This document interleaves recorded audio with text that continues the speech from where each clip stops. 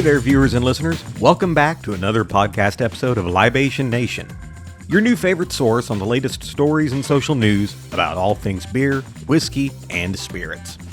Much of the Southwest has been experiencing extreme drought conditions for the better part of 2 decades now.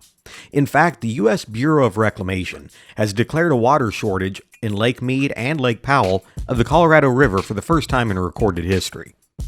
This is a really big deal considering this water provides for more than 20 million Americans in much of Arizona, Nevada, Utah, New Mexico, Colorado, and of course our most populated state, California.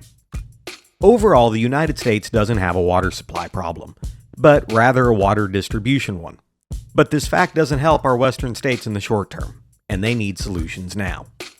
California, having served as the unofficial epicenter of climate change in America, has felt the water pinch since the early 2000s.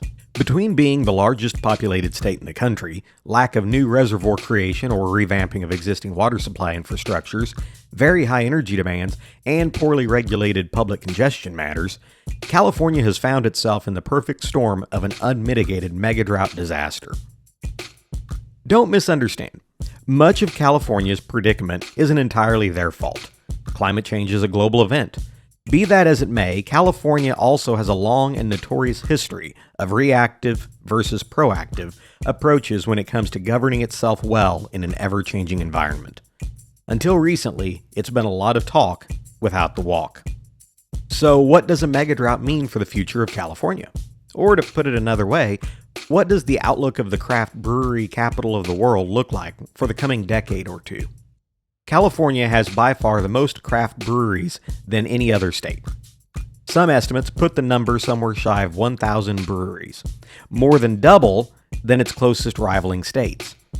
And that's not even counting its vast wineries and distilleries either. It goes without saying that California breweries need one essential ingredient that's becoming increasingly scarce: water. And they need a lot of it. Water is basically the new gold rush in the Golden State. People and businesses require it for overall business operations, sanitation, and, well, survival. Even the state's vast agriculture hikes this precious demand even further through very old and outdated water rights claims. There's simply too many water requests with a shrinking water supply. This makes our beloved California beer a precious commodity in its own right, a liquid gold even. And breweries know this fact all too well. No way around it, craft breweries need water. Some are waiting on political solutions from the top down. Quite a few legislative proposals have been discussed. These include everything from water importing and water recycling methods to desalination from the Pacific Ocean and extreme water conservation efforts. Even water capturing technology and fog patterns has been floated around in the San Francisco Bay Area. However, others aren't waiting on Sacramento to solve its problems. This isn't the first time Californian craft breweries have had to get creative during massive water shortages. While difficult to get an exact figure, each gallon of beer requires about 4 to 6 gallons of water. On the face of it, this seems pretty wasteful from a water conservation perspective. Other ingredients like grain, hops, and yeast largely come from out-of-state agriculture where rain is not an issue.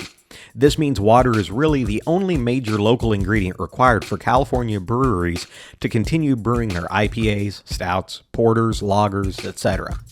Even with all that in mind, a report from the Public Policy Institute of California, the PPIC, surprisingly concluded that the craft brewery industry in the state posed little to no impact on California's drought. So if grain, hops, yeast, and California water, all the main ingredients in beer, are not negatively impacting its water shortage concern, then is there a problem here? Well, some water conservationists and activists have criticized those quick to jump on the PPIC bandwagon. They fear true water usage to make California beer is far more complex than what this report would suggest, making it difficult to fully assess the actual water costs and environmental toll.